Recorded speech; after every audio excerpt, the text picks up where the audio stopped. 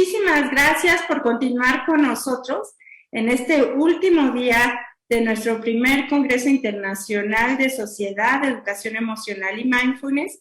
Y nuestra última ponencia es precisamente por la organizadora de este gran congreso, la maestra Carolina Terán. Muchísimas gracias, maestra Carolina Terán, por haber hecho este enorme esfuerzo en reunir a todos estos expertos para hablar sobre temas tan relevantes para nuestra sociedad en este momento y presentar alternativas que pueden ayudar a aliviarlo.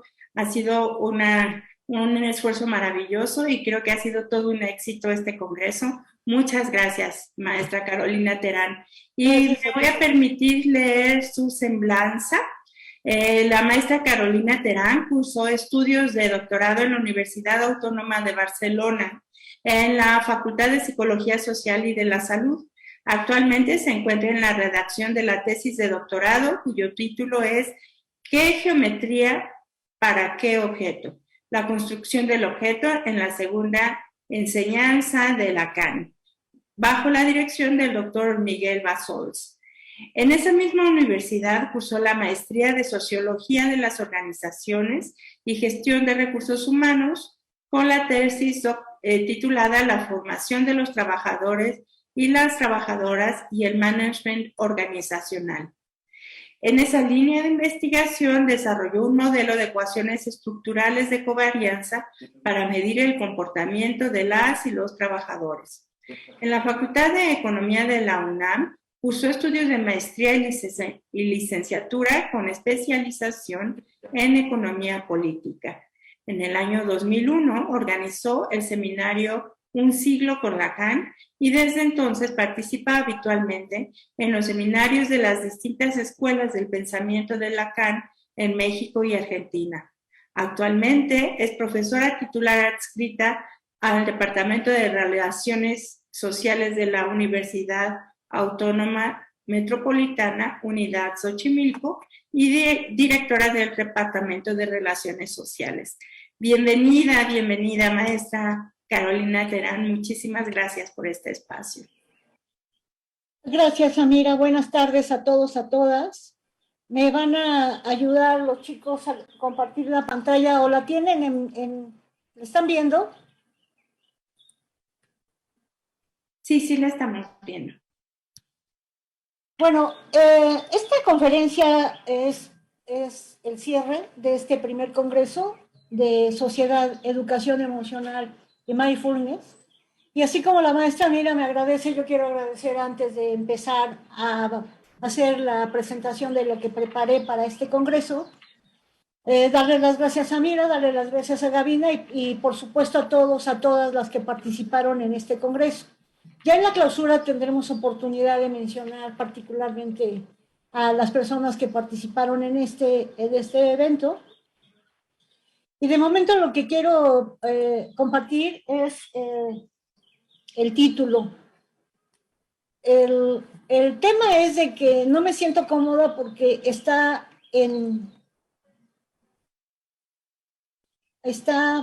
voy a salir. Está sin descargar esta ponencia, antes había subido otra. Entonces, si me permiten un momento.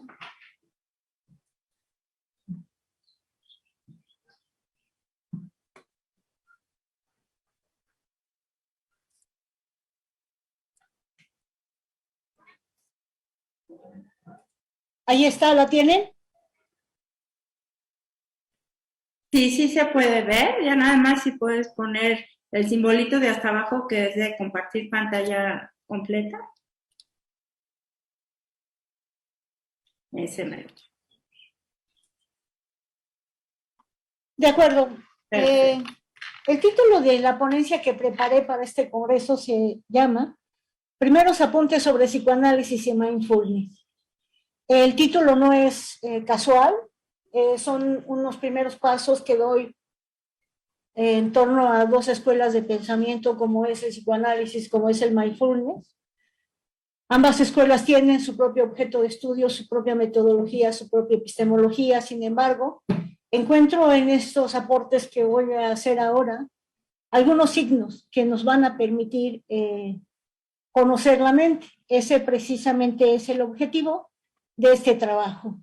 Presentar los principales rasgos y premisas de las dos escuelas fundamentales del pensamiento del psicoanálisis y del psicoanálisis freudiano y lacaniano para la indagación sobre la naturaleza de la mente. En primer lugar, quisiera empezar con un aforismo hindú que está en los Vedanta Advaita, que dice: tú eres eso. Este concepto lo desarrolla Lacan ¿Me puedes quitar este cuadro de que no me permite leer, por favor? Este concepto lo desarrolla Lacan en algunas de sus principales obras, particularmente en el Seminario 1, en el Seminario 2, en el Seminario 5, pero además en la parte final del Estadio del Espejo como formador del yo. Allí lo que Lacan dice propiamente dicho es: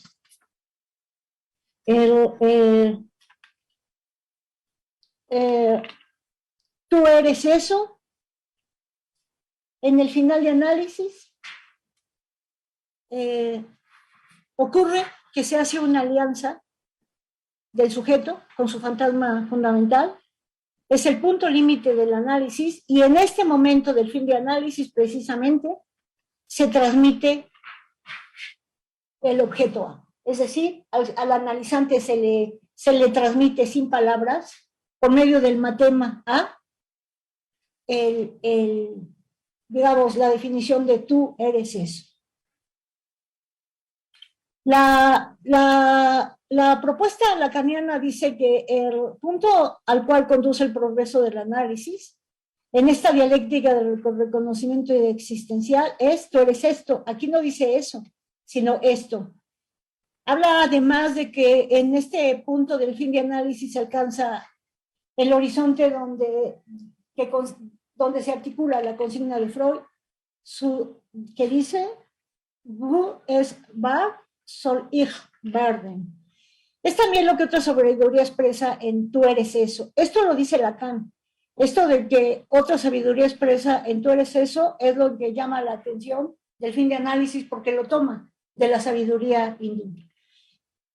Bueno, el tú eres eso se revela en la cifra, es lo que acabo de decir, se transmite el matema y se llega a la recepción del objeto A por parte del analizante. Después de eso vienen 2 o 3 procesos para ya, digamos, pasar a otra etapa de la experiencia psicoanalítica. Ahora, ese mismo aforismo de tú eres eso va a aparecer también en, digamos, la vertiente oriental del desarrollo de las prácticas contemplativas. Así como en el psicoanálisis, el final del análisis es la recepción del objeto A, en mindfulness, pienso yo, el objetivo final de las prácticas continuadas y etcétera del mindfulness, tienen como objetivo final la disolución del ego.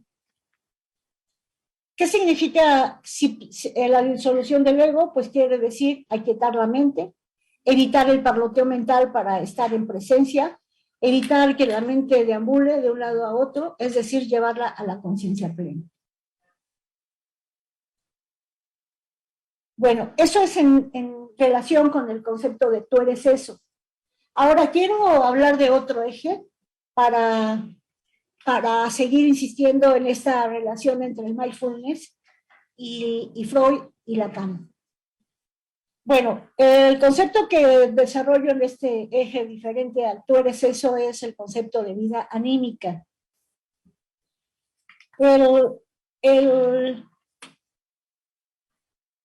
El desarrollo de Freud en torno al funcionamiento del aparato psíquico se concentra en básicamente 3 categorías: vida anímica, aparato psíquico o psique, y muy pocas veces se hace alusión al concepto de mente, cosa que Lacan sí va a hacer en varios de sus seminarios. Entonces, lo que va a decir Freud primero es, propongo que cuando consigamos describir un proceso psíquico en sus aspectos dinámicos, tópicos y económicos, a eso se le llame una exposición metapsicológica. ¿Por qué hablo del proceso psíquico desde la perspectiva de la metapsicología? Precisamente porque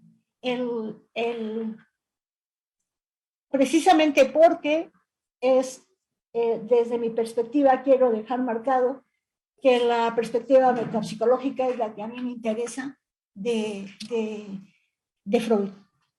Bueno, el siguiente tema es, bueno, no el tema, sino quiero entrar a la definición de psique, de vida anímica, para, digamos, ir cumpliendo con el objetivo de este trabajo que tiene que ver con la explicación de lo que es la mente. Freud dice que la psique o la vida anímica, de ahí podemos extraer dos términos. El órgano corporal y escenario de ella, es decir, el encéfalo, el sistema nervioso, y nuestros actos de conciencia, que son dados inmediatamente y que ninguna descripción nos puede transmitir. Entonces, tenemos en la vida anímica dos elementos fundamentales: el sistema nervioso, órgano, y la conciencia. Y lo que aquí Freud dice en relación con la conciencia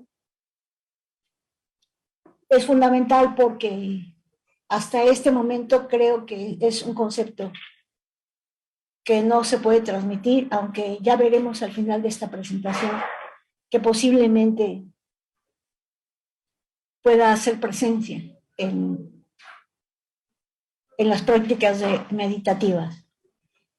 La siguiente definición de Freud en torno al aparato psíquico, o no es definición, sino parte de la presentación que estoy llevando a cabo, es el concepto de suma de excitación. ¿Esto qué quiere decir? Y lo quiero poner en énfasis fundamentalmente porque, de acuerdo a la propuesta freudiana del proyecto, lo que vamos a tener es de que el sistema nervioso, de acuerdo a los trabajos de Freud de 1894 a 1898, 99 por ahí,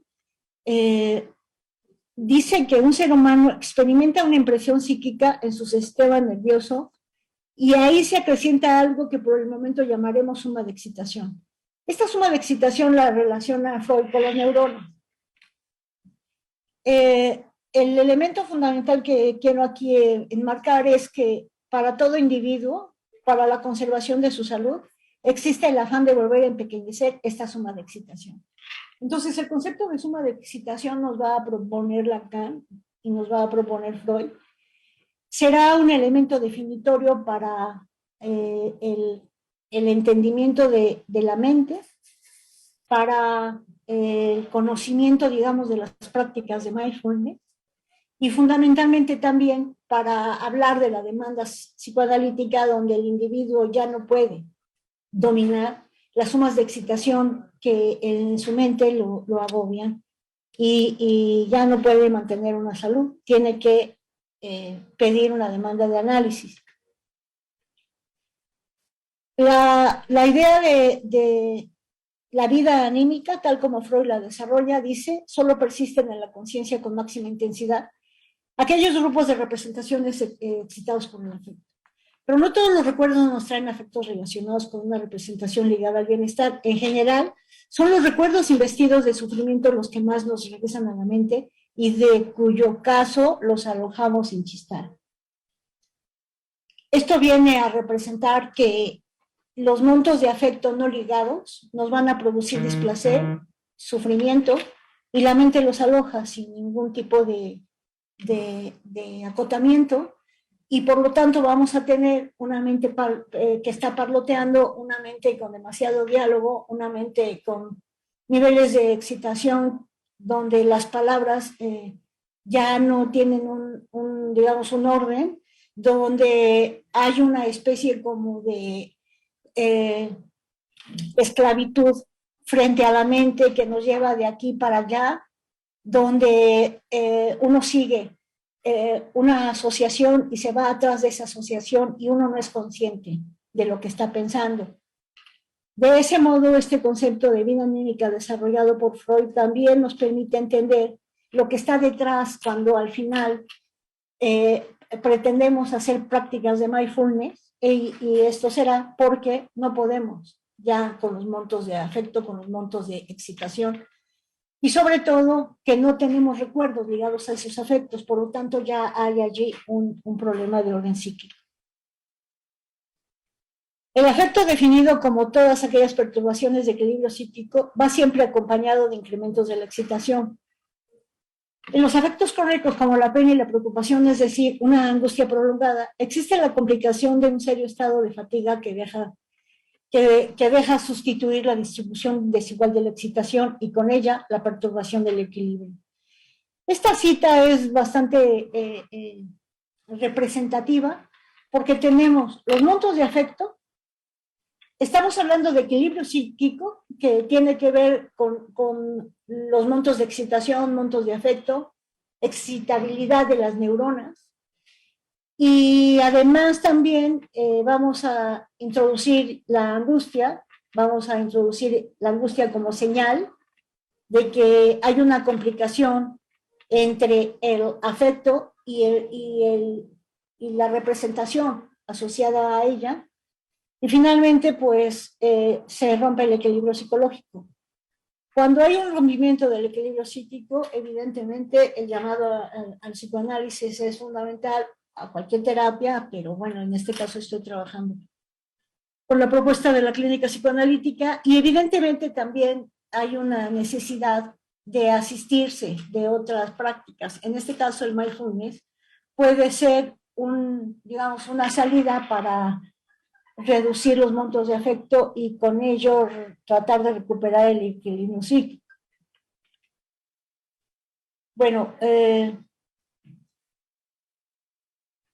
sabemos todos por la propuesta de Freud y de Lacan, pero además conocemos cómo funciona nuestra mente, de que estamos pensando, por ejemplo, en una palabra, y esa palabra nos lleva a relacionar otra imagen, palabra, otra imagen, escritura, otra imagen, lectura, otra imagen acústica, otra imagen sonora, etc. Y de ese modo la mente pues hace un recorrido, digamos, sumamente caótico en relación con la construcción, digamos, de su pensamiento. El sistema asociativo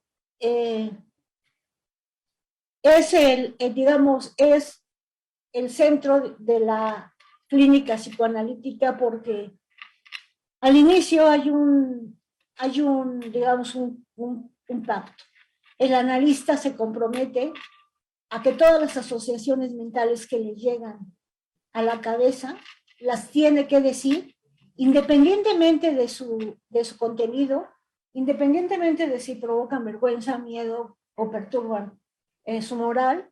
Todo lo tiene que abreaccionar, es decir, todo lo tiene que decir. Y el psicoanalista, por tanto, estará en atención flotante, que ahora no voy a desarrollar ese concepto, pero que viene a representar también el aporte de Freud en torno a lo que es la mente humana, y nos permite, a partir de esta comprensión, de este entendimiento, encontrar las ventajas de un psicoanálisis o las ventajas de las prácticas meditativas.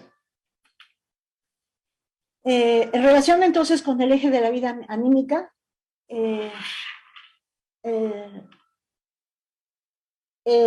repito en esta otra idea de otra cita de Freud y de Breuer, es que la mente no distingue entre los recuerdos, los pensamientos, las ideaciones que van perturbando el sistema asociativo, y tampoco distingue de lo que percibe, digamos, de aquello que es lo que se conoce como realidad exterior.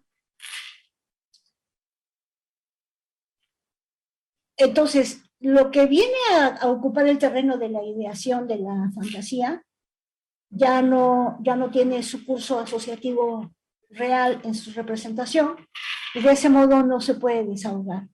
no se puede desahogar ni por medio de la palabra ni por medio de otra situación. Bueno, a ver, voy a regresar a lo que tenía para ir reconstruyendo el aforismo tú eres eso será un punto de partida que nos va a permitir sobre los ejes de la explicación de lo que es la vida anímica, ir avanzando en algunos conceptos. Obviamente aquí estoy reduciendo la propuesta de Freud, pero escogí algunos ejes que nos van a permitir al final llegar a una especie de entendimiento de lo que es el mindfulness y de lo que es el psicoanálisis o la práctica psicoanalítica. El siguiente elemento que introduzco en esta presentación es la función sexual. El hecho de tener aquí 2 o 3 elementos que tengan que ver con la función sexual viene a representar que esta función, lo mismo que las excitaciones de afecto, de recuerdo o de representaciones vividas como displacenteras por el sujeto, pensamientos displacenteros, a esta idea de la vida anémica construida de este modo se añade la función sexual. Y entonces, lo que dice Freud es de que el yo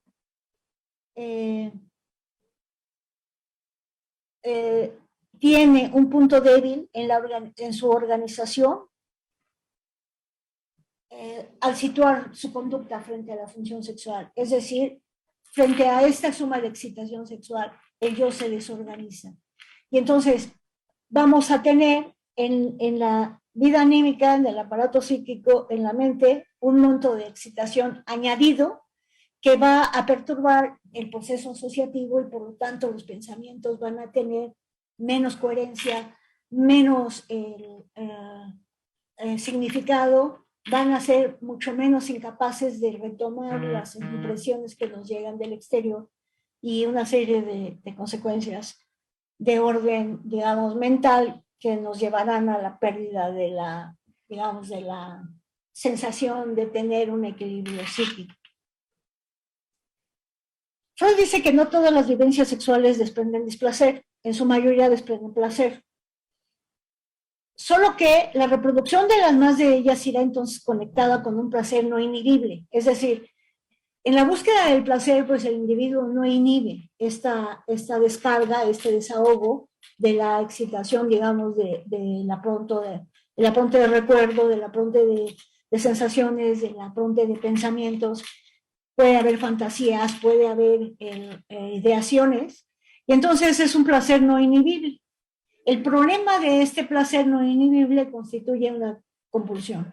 Todos sabemos que hay actividades que no solamente tienen que ver con la función sexual, sino que tienen que ver con la imposibilidad de dejar de comer, la imposibilidad de dejar el celular, la imposibilidad de dejar de hablar de otros de manera como cotilleo, como pues hablar de los demás sin reservas.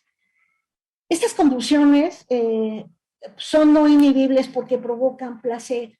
Sin embargo, a la mente no le hace bien, porque ya tenemos que la vida anímica en particular, cuando tiene disociadas las representaciones vivencia de alguna época de la vida, de los afectos que estas vivencias produjeron, y si a esto se añaden las vivencias sexuales y las que decía de la imposibilidad de dejar de comer, etcétera, pues entonces vamos a tener comportamientos de compulsión. Al desarrollar compulsiones, es como la palabra lo indica, nos vemos compelidos a actuar, a llegar al final de la descarga de esta sensación, digamos, que nos compele a actuar. Y pues allí se producen una serie de conexiones, digamos, no solamente desde el punto de vista conceptual, sino desde el punto de vista de la organización psíquica que pues la reduce mucho más en su salud. Bueno, si ya vimos que los montos de afecto que no están ligados con los recuerdos producen excitación sexual y por lo tanto la mente entra en procesos de desequilibrio, pues la pulsión sexual es, por cierto, la fuente de excitación más poderosa de aumentos de excitación persistentes. El problema, insisto, está en que esta pulsión está ligada, o sea, no se puede inhibir, de tal modo que genera compulsión a repetir. Bueno, el aforismo tú eres eso, digamos, a la explicación de lo que es la vida anímica del sujeto, más lo que es su función sexual, pasamos a otro concepto que quise rastrear desde Freud y de Lacan para irme acercando al objetivo de esta presentación, que es tratar de explicar cuál es la naturaleza de la mente. Bueno, tal vez lo que acabo de decir en torno al proyecto de psicología de Freud, en donde aparecen las neuronas, pues sea algo que sea difícil de entender así explicado tan rápidamente, pero lo único que debe quedar claro es que hay un momento en nuestro desarrollo psicológico donde tenemos excitaciones mentales, excitaciones de afecto, excitaciones de recuerdo, excitaciones de percepción del afuera sin poder darle una organización psicológica, y eso nos lleva a un desorden. A ese desorden de suma de excitación o monto de afecto desmedido se añade la función sexual, como lo acabo de explicar. Bueno, a estos tres elementos se añade además el deseo. Entonces, en todos los trabajos de Freud y de Lacan, el deseo es un concepto que está presente no solamente desde el inicio de su propuesta teórica, sino además a lo largo de toda la escritura de la teoría psicoanalítica. El concepto de deseo en Freud y en Lacan pues es difícil digamos, de condensar en este tiempo que tengo, pero yo hice este resumen para ir ligando con lo que antes expliqué. Bueno, lo que dice Freud es que la naturaleza de la mente es el desear. Eso es una parte constitutiva de la mente. Entonces, hay una ansia de obtener cosas, de estar con personas, de compartir experiencias, de tener experiencias, de tener vivencias nuevas, etcétera. Y entonces aquí el concepto de tener es el que atraviesa, digamos, el deseo. Frente al deseo, vamos a encontrar que sentimos carencia, sentimos que no tenemos algo, que algo nos falta, que queremos más, aún más, y pues estamos compelidos a desear. Entonces, la pregunta que me hago es, ¿el sentido de carencia es lo que impele a desear? La respuesta es no. Lo que impele al deseo es la naturaleza de la mente. Entonces, para desautorizar el entendimiento que nos hace sentir carencia, pues tenemos que hacer ciertos procesos psíquicos que a continuación, más tarde, voy a explicar, pero que de acuerdo a la propuesta, digamos, de Freud y de la propuesta hindú, de los sabios de la India, podemos ir encontrando puntos de unión para seguir, para tratar de ir comprendiendo más o menos cómo funciona nuestro aparato psíquico, y de ese modo, cuando estemos en mindfulness o cuando estemos hablando con alguien, podamos darnos cuenta de la importancia de esas dos prácticas. O de la risa. La risa se sabe, y todo el mundo lo ha escuchado, que la risa permite al aparato psíquico drenar montos de excitación, permite a la mente liberar sumas de excitación, permite a la vida anímica relajar estos montos de energía psíquica que nos compele a un proceso de pensamiento bastante caótico. Bueno, el monto de afecto no solamente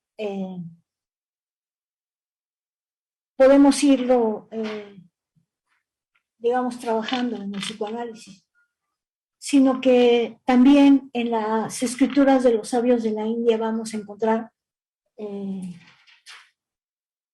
ideas que nos van a permitir, por lo menos de manera intelectual, conocer cómo podríamos ir trabajando este fenómeno, el fenómeno del deseo. Entonces, en el capítulo 3 del Bhagavad Gita, que se traduce como el canto del Señor,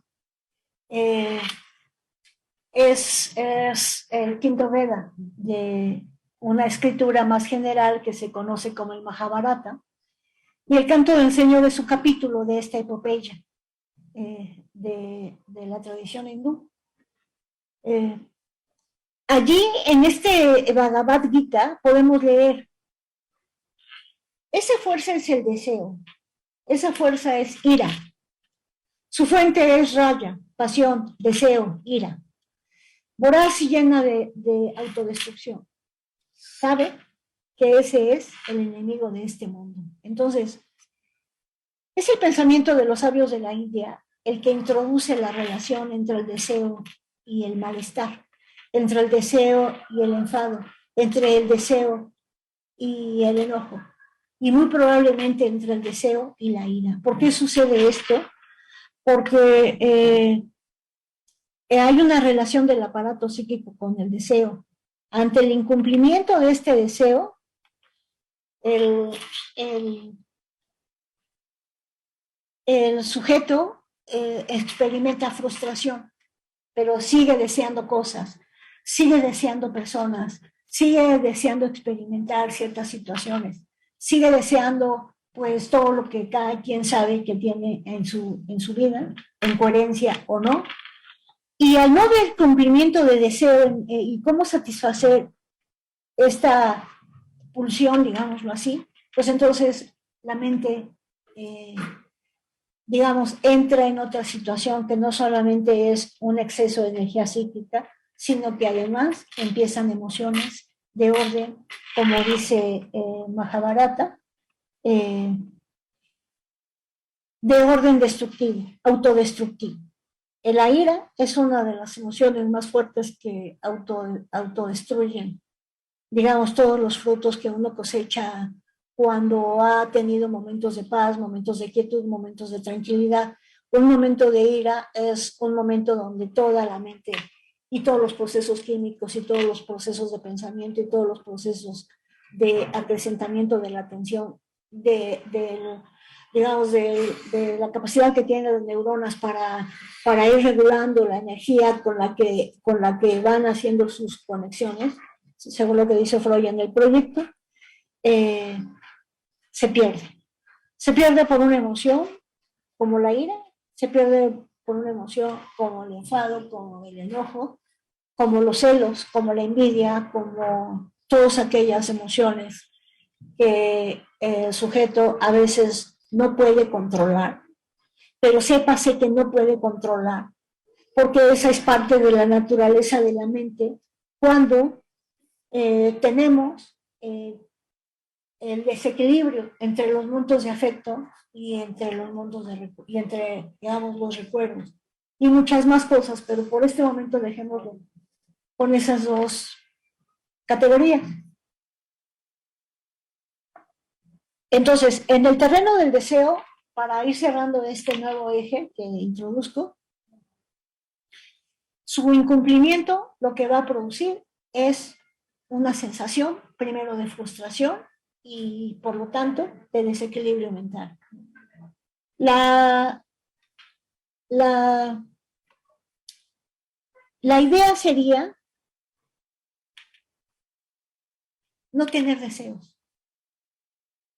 Cuando las escrituras del pensamiento hindú hablan del control de los sentidos, de que uno decide qué escucha, que uno decide qué palabras va a decir, que uno decide qué va a ingerir, con qué va a nutrir su cuerpo, con qué ideas e imágenes va a nutrir su mente, que uno debe decidir una serie y un conjunto de elementos, pues sí estamos pues ante una situación donde ya se nos exige mucho más que, pues que solo tener la pulsión, el impulso y querer satisfacer las pulsiones, querer satisfacer los deseos, sino que ahí pues debe haber una comprensión en donde la persona debe decidir de manera consciente si va a esa situación o no. Pero en síntesis lo que trato de decir es que no solamente en el psicoanálisis, sino además en las propuestas como el Bhagavad Gita y algunas propuestas de los Upanishads, no estamos solamente frente a una mente parlanchina, estamos frente a un aparato psíquico que tiene un conjunto de complejidades y digamos, sobre todo de complejidad, en términos de la teoría de la complejidad, que pues es muy importante, digamos, acercarnos a su comprensión, a cómo funciona, cuáles son sus funciones, dónde está el punto fijo, dónde está la estructura, dónde está mi mecanismo, porque como sabemos en psicoanálisis no todos somos iguales, no todos tenemos el mismo fin de análisis y no todos entramos con la misma demanda. De tal modo que no me voy a detener en las estructuras psíquicas, pero eso también determina la complejidad de la mente de cada persona. Entonces, ¿hay una relación del aparato psíquico con el deseo? Sí, solo que el deseo está más relacionado con la ira y con la envidia y con los celos que otro elemento. El deseo no es deseo sexual en este caso, aunque estemos hablando de Freud. El deseo en este caso es querer tener cosas, querer tener personas, querer tener experiencias, como se dijo antes. Bueno, pasamos entonces ahora a otro eje de esta exposición, que es el lenguaje. De tal modo de que voy a retomar una idea que sale de la propuesta también de la escritura hindú, en donde dice, se llama particularmente la mátrica. Mátrica quiere decir las letras del alfabeto. Entonces, las letras y las sílabas del alfabeto, según estas vertientes orientales, tienen un sonido particular. Bueno, según estas vertientes y lo que sabemos por experiencia. Las letras se unen y en esta combinación forman una palabra. Esa digamos que sería el proceso de la mátrica. Cada palabra tiene su imagen de escritura, de lectura, pero sobre todo su imagen sonora. Aquí me gustaría presentar este esquema de Freud, nada más que primero voy a leer, no tengo el papel donde está este texto que redacté. Bueno, el sonido reverbera en el inconsciente del sujeto y toca significados verbales de acuerdo a las imágenes de la mente de cada cual. O sea, los sonidos que recibimos en las palabras incitan a la mente a hacer asociaciones diversas de acuerdo al lugar, a la posición, al sitio desde el cual cada quien escucha. Es decir, a partir de cómo se encuentra su mente, escuchará aquello que tenga que ver con el estado de su mente. La representación palabra, en este caso, si esta sí es una palabra freudiana, crea su propia emoción en los sujetos. Dependiendo de las asociaciones y de la memoria que mueve ese sonido, se experimentará agrado o desagrado. No todos los sonidos vibran igual para todas las personas, cada cual reaccionará de acuerdo a aquello que hay en su mente. El lenguaje en Freud y en Lacan es un elemento fundamental. Freud desarrolla muchísimo el concepto de representación objeto, representación palabra, y por supuesto todo lo que tiene que ver con la palabra. Pero es Lacan el que se concentra mucho en el lenguaje y establece aforismos tales como que el inconsciente está estructurado como un lenguaje y por lo tanto puede ser descifrado. El esquema psicológico de Freud, aquí lo tienen, la palabra, primero es una imagen sonora, imagen de lectura, imagen, etcétera, y al final hacemos asociaciones de objeto. Este es el movimiento al que nos lleva el sonido de una palabra. Bueno, la mátrica es el poder del sonido inherente al lenguaje según la filosofía de los sabios de la India. Ahora quiero pasar al concepto de ego porque me veo que me queda poco tiempo. ¿Qué es el ego? Aquello en lo que el sujeto está capturado, más allá del sentido de las palabras, es algo muy distinto. El lenguaje como papel formador fundamental de su historia. Es el lenguaje que captura al sujeto y lo somete, según la propuesta lacaniana. La relación del ego con el otro, la relación del sujeto con ese otro mismo, con ese semejante en relación al cual se ha constituido de entrada, es una estructura esencial de la constitución humana. El ego está allí construyéndose desde el momento en que el sujeto se constituye como tal. Según Lacan, no dice así, esto es textual, no hablo del ego de la psicología, donde es función de síntesis, sino del ego en el análisis, función negativa. Esta es una propuesta lacaniana muy cercana a la tradición hindú, porque ya Lacan habla de cómo el ego se manifiesta como defensa negativa. En él está inscrita toda la historia de las sucesivas oposiciones que el sujeto ha mantenido ante la integración de la que más tarde y solo más tarde se llamará en la teoría sus pulsiones más profundas y desconocidas. Allí, en el ello, se encontrará, digamos, la parte más central del ego, en el ello, o sea, en lo inconsciente. El hecho fundamental que nos aporta el análisis y que estoy enseñándoles, dice Lacan, es que el ego es una función imaginaria. Si estamos ciegos ante este hecho, caemos en esa vía de la que todo el análisis y casi todo se interna hoy de un solo paso. El siguiente concepto que quiero desarrollar ya para terminar esta exposición, si me permites, Samira, 3 minutos, es el concepto de conciencia. Si se considera cuán poco sabemos de otras fuentes acerca de la génesis de la conciencia, se atribuiría a la siguiente tesis, al menos el valor de un acerto, que exhibe cierta precisión. La conciencia surge en reemplazo de la huella anímica. Esto no lo voy a explicar, pero es la primera definición que hace Freud allá por los primeros años de 1900. Freud además dice que si una neurona percepción ha recibido su investidura atención, pueden ocurrir muchas cosas, entre las cuales se pueden decantar 2 situaciones, la del pensar común y la del pensar meramente observador. Este pensar meramente observador es por lo que quiero cerrar esta presentación, porque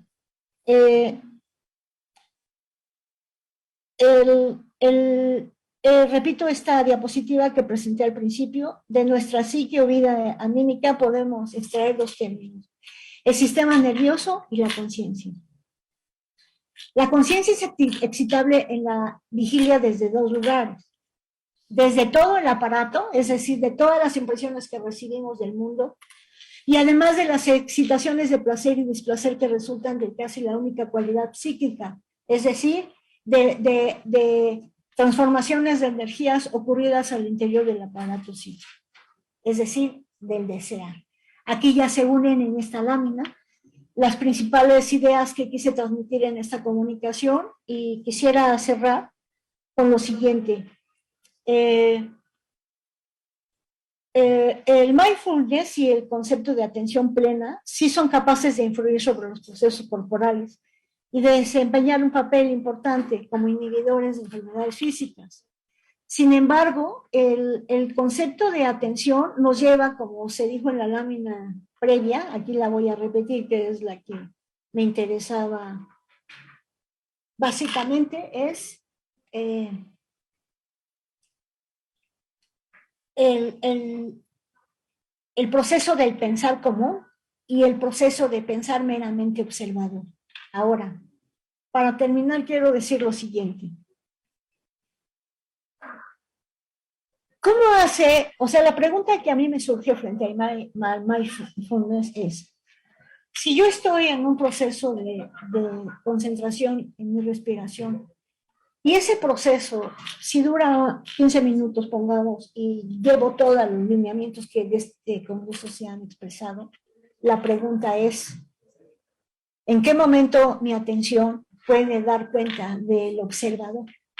El observador como aquel testigo que observa los pensamientos, observa el contenido de los pensamientos y los deja ir. Porque yo escucho, pues, observa tus pensamientos, observa tus sensaciones, observa el sonido del afuera, observa tus sensaciones, observa, etcétera, camina por tu cuerpo, vete a la cabeza, vete al hombro, vete así. Y sin embargo, ¿en qué momento alguien puede transmitir o cómo el papel del observador y el lugar del sujeto que conoce, el lugar de la conciencia que observa, el lugar del testigo que da cuenta de los procesos mentales y cómo en ese lugar se pueden construir digamos, desde la filosofía hindú, pues ya las nociones de la unión de la mente con el corazón, la mente con los demás sistemas corporales y sobre todo, con esto concluyo, del entendimiento de que el corazón es el asiento de la mente. Muchas gracias.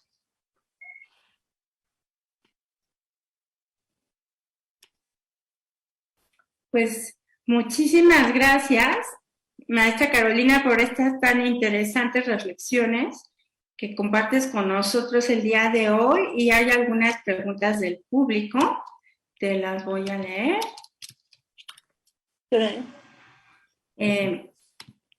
La primera pregunta es, ¿existe alguna relación entre sociología y mindfulness? Y de ser así, ¿podrías decirnos algunos temas que competan a la licenciatura?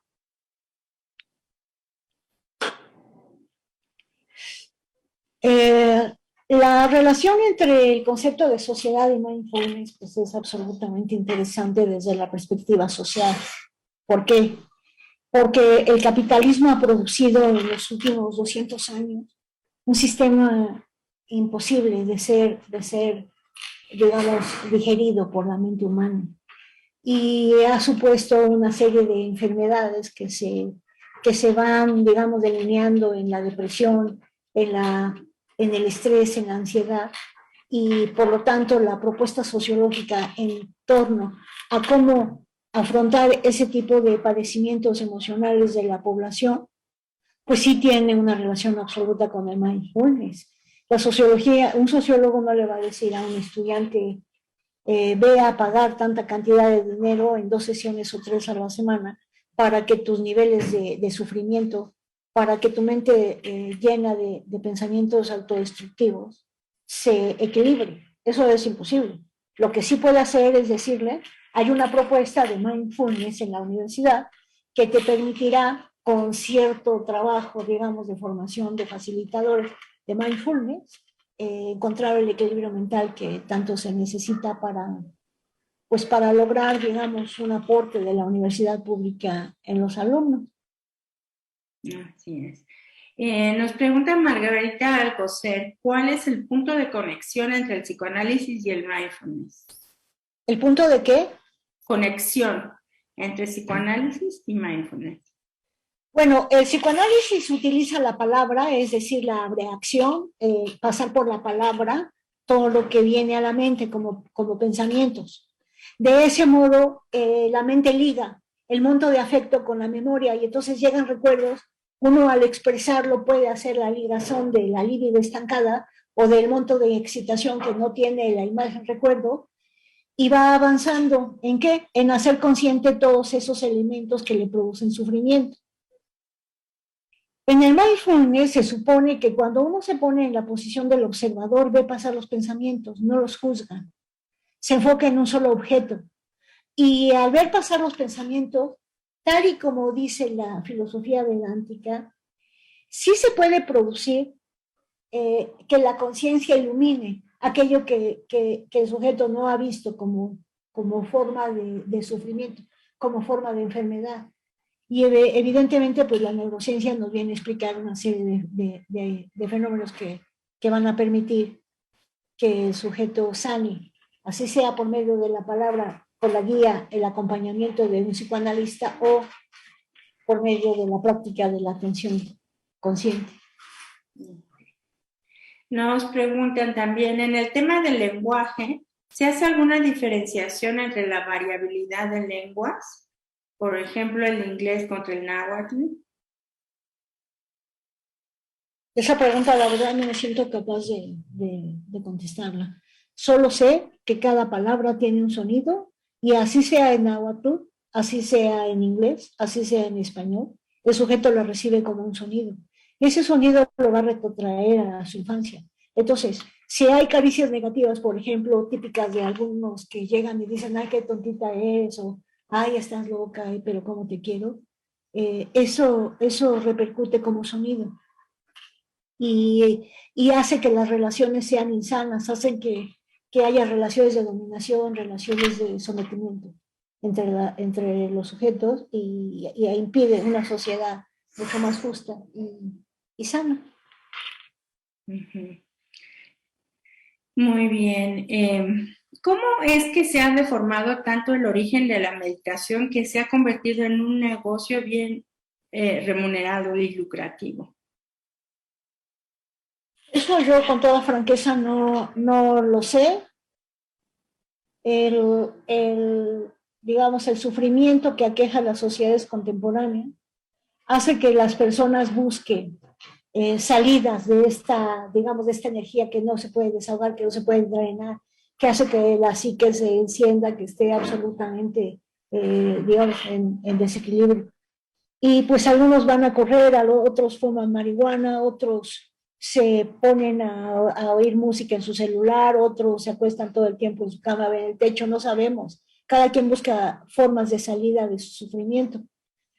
Y si el mindfulness ha tomado, digamos, una relevancia social no solo en México, sino en el mundo, es porque tiene efectos. Y los efectos son positivos y muy probablemente, pues sí habrá quienes, desde lugares que no sabemos, sí ofrezcan este tipo de prácticas pues para vivir. Eso ya no es asunto mío. Nos pregunta Julia, nos dice, qué interesante planteamiento. Ojalá nos pueda compartir el artículo o la referencia. Me parece muy estimulante continuar reflexionando sobre Lacan en la atención plena o mindfulness. Pues. Esta pequeña comunicación ya es un artículo, muy probablemente va a salir publicado en poco tiempo y pues ahí en los comentarios de YouTube voy a anunciarlo para que puedan leerlo en forma de artículo y ya no así con esta presentación tan agitada por el tiempo que tengo encima y sobre todo por las dificultades tecnológicas que se me presentaron al principio, que me obligaron pues a acelerar la presentación. Nos preguntan, ¿en qué momento podríamos decir que estamos preparados para hacer uso de estas técnicas en la práctica clínica? Es decir, a partir de un diplomado, maestría, etcétera. Espero explicarme. Bueno, en la práctica clínica de psicoanálisis no creo que recurra al mindfulness para el trabajo, digamos, de acompañamiento de un analizante. Es otro el enfoque, es otro el objeto de estudio, pero sobre todo son otras las coordenadas. Entonces, si hay terapeutas que no son psicoanalistas, que hacen uso del mindfulness con algunas, digamos, enfermedades muy sintomáticas del malestar de la cultura actual, y ven que ahí hay resultados, pues bienvenido, bienvenido. Muy bien. Y nos comenta Silvia Rizzo, esta conferencia me parece difícil de comprender porque contiene muchos elementos abstractos como son la mente y la psique humana, pero qué interesante seguir conociendo sobre el lenguaje, el deseo y las asociaciones emocionales.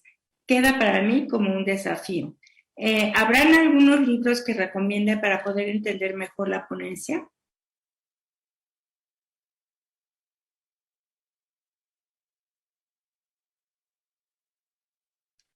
Mire, yo lo que hice en mi propia formación como analizante y en mis propias prácticas de mindfulness es precisamente a través de Lacan ir a ver de qué se trataba el tú eres eso.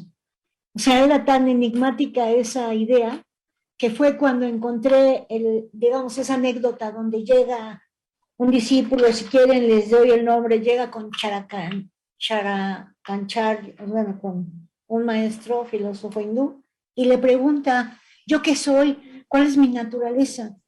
Y Shankaracharya le contesta a secas, tú eres eso.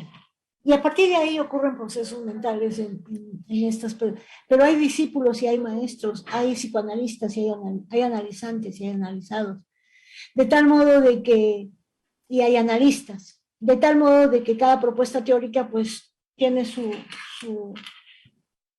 su seguimiento, su tiempo de trabajo, su esfuerzo. Y, y yo con toda franqueza entré a la lectura de los textos indios, precisamente, o hindú, o indios, precisamente por leer a Lacan. En función de y campo de la palabra y del lenguaje, él termina ese artículo con un texto que digamos, es un diálogo entre los asuras y Prayapati. Es fantástico, sobre el poder de la palabra. De tal modo de que Lacan va adelantando situaciones, y como allí en Lacan todo es un enigma, como todo es ir a encontrar qué está tratando de decir, pues uno entra a la filosofía vedántica, y pues fue mi caso. Yo no podría decir qué libros, eso es digamos, una búsqueda personal de cada quien. Muy bien. Pues muchísimas gracias. También nos comentan que Shamatha propone algo muy parecido, si pudieras ahondar en ello. El shamatha es un concepto que utilizó Antonio Karam. Y para entender el shamatha yo creo que habría que ir a la conferencia de Tony, como le dicen sus amigos, y ahí viene la explicación de cómo la psicología budista o las